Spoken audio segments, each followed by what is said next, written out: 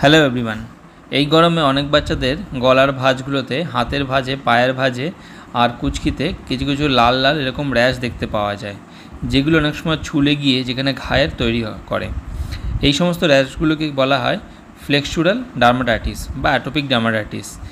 এগুলোতে বাবা মারা যেটা ভুল করেন, যে এই রকম র্যাশ হলে তারা ভুল করে সেখানে পাউডার লাগিয়ে দেন বা বাচ্চাদের সেখানে টিস্যু পেপার বা বেবি ওয়াইপ দিয়ে খুব ঘষে ঘষে মাজে, পরিষ্কার করে সেই জায়গাগুলো।